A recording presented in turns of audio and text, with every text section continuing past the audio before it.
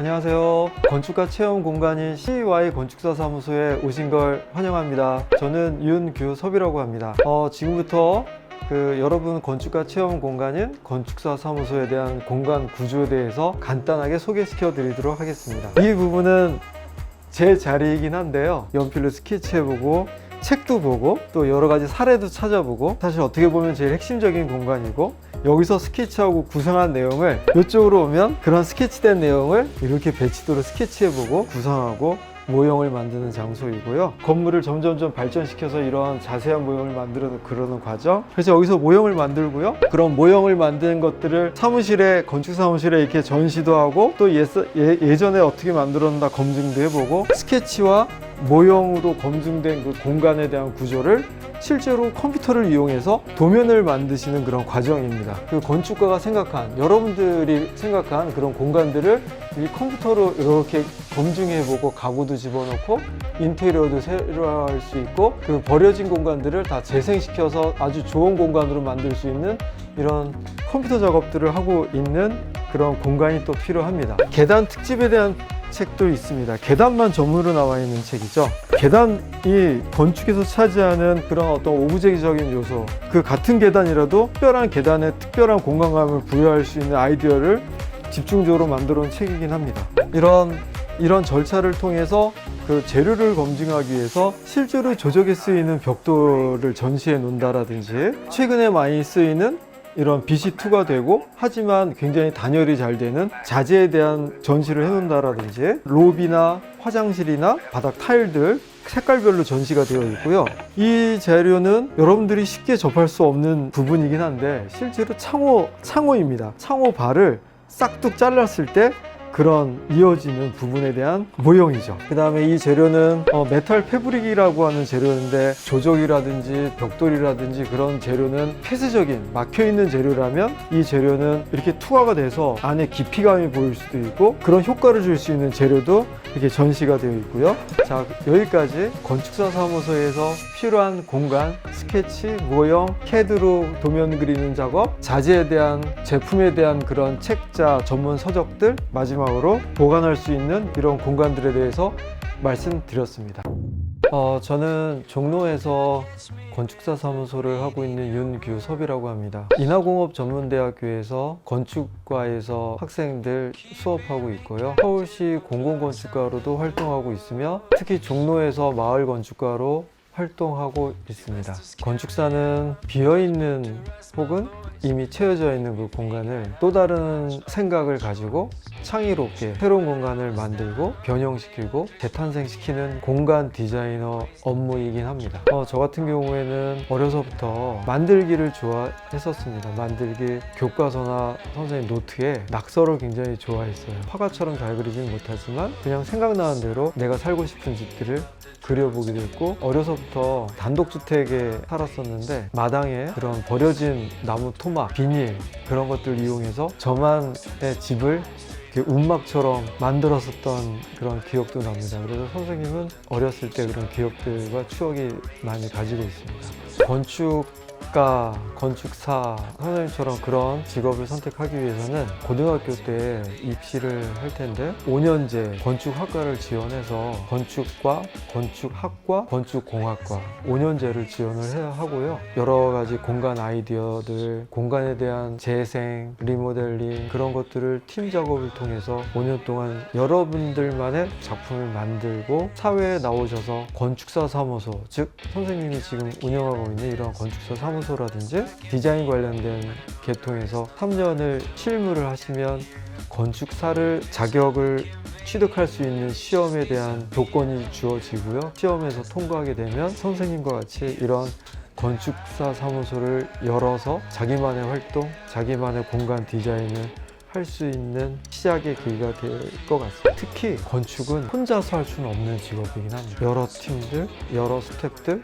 또 분야별로 많은 팀들과 같이 협업을 잘해서 건물을 만들어가는 그런 걸로 봤을 때는 협동심이 제일 중요해요. 나만 잘할 수 있는 게 아니라 같이 성장하면서 하나의 목적, 하나의 공간을 탄생하기 위해서 여러 사람들이 같이 협업을 통해서 어깨를 나란히 해서 공동의 어떤 그 성과물을 만들어 나가는 것이 제일 중요하고요. 더 중요한 게 있겠죠. 창의력이죠.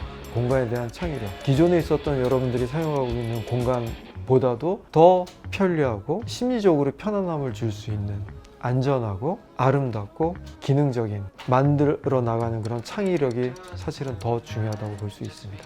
여러분들이 보셨던 건물들은 다 직각, 수평과 수직, 그런 건축물들이 많았긴 했는데, 최근에는 동대문에 있는 DDP, 이렇게 유선형으로 되어 있는, 유기적인 모습으로 되어 있는 건물도 요즘에 많이 이슈가 되고 있고 많이 관심의 대상의 건물로 떠오르고 있습니다. 그 건물은 이라크 여성 건축가 자하 하디드라는 분이 설계하셨죠. 그분이 갖고 있는 섬세한 그런 곡선에 대한 유기적인 그런 감성을 충분히 담고 있는 건축물이라서 남학생이든 여학생이든 누구나 다 할 수 있는 그런 장점을 살리면, 창의적인 협동심만 있으면 누구나 다 할 수 있는 그런 직업입니다.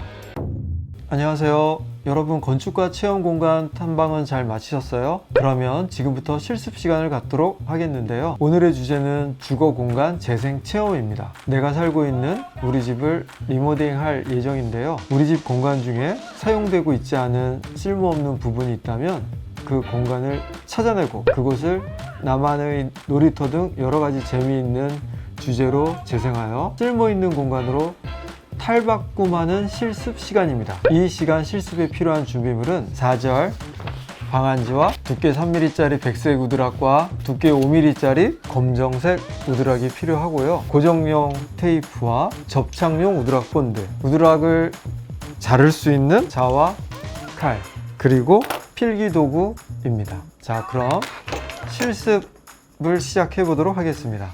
4절 방안지를 평평한 테이블에 올려놓고 우리 집 평면을 용지에 최대한 꽉 차게 그려보도록 하겠습니다. 수직자를 이용하여 직선으로 그리도록 합니다. 문은 원의 4분의 1가량 정도 모양으로 동그랗게 그리시면 되고요. 열리는 방향으로 표현하도록 합니다. 창문을 표현할 경우에는 점선으로 표현하도록 합니다. 자, 그럼 지금부터 평면을 그려보도록 하겠습니다. 입구부터 그려 나가도록 해볼게요. 우리 집 구조가 현관,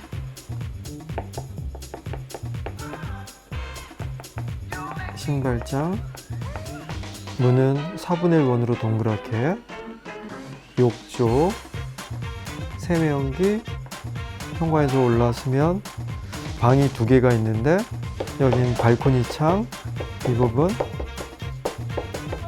발코니 부분, 이 부분도 창 구조로 되어 있고, 방이 하나 붙어서 또 하나 문이 하나 있고 작은 방 2개가 나란히 있는 구조이네요. 이곳은 이제 주방을 그릴 텐데 냉장고 임의로 그리시고, 선반, 싱크대 선반, 벽체는 이렇게 이런 위치에 서 있고 유리창이 이런 구조로 되어 있는 집입니다.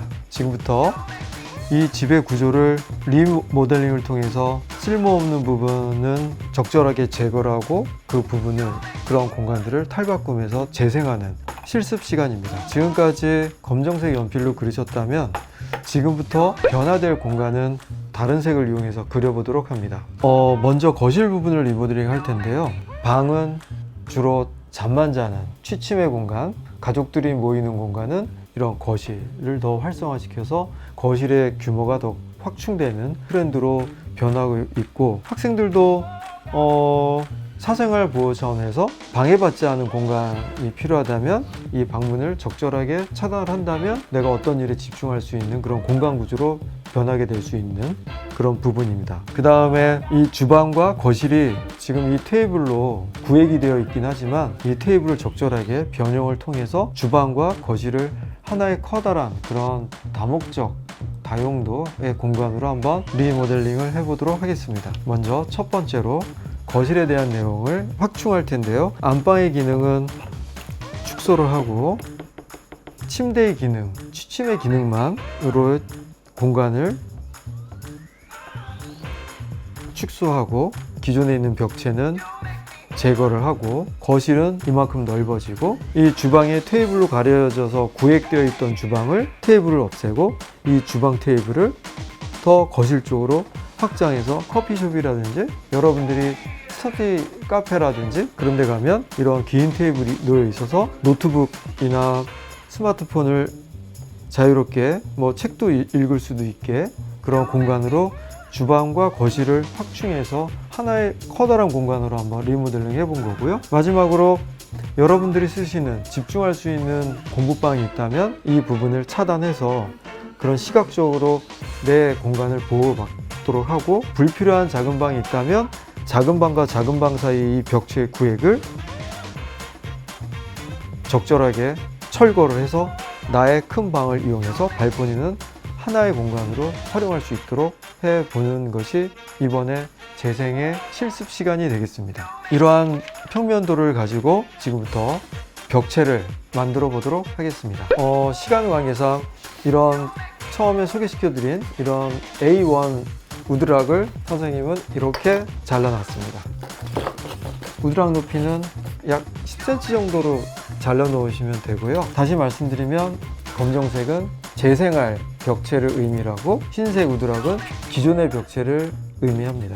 먼저 백색 우드락을 이용해서 기존에 여러분들이 살고 있는 주거 공간에 대한 벽체를 세워보도록 하겠습니다. 삼각자를 이용하면 밑변만 맞추면 수직은 아주 쉽게 맞출 수 있기 때문에 이러한 삼각자를 이용하시면 더욱 좋고요. 자를 때는 손 꼭 조심하시고 우드락을 놓고 삼각자를 바닥을 맞추신 후에 칼은 수직으로 세워서 날은 한 2칸 정도 안전하게 세워서 커팅합니다.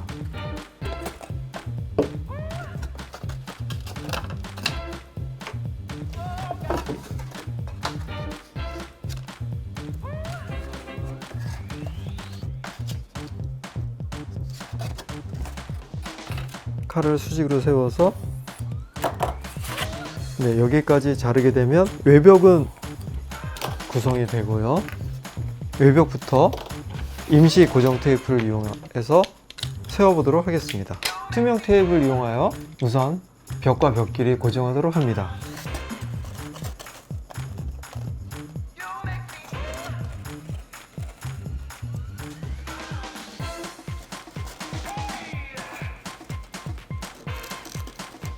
안방벽이 진행되고 있어요.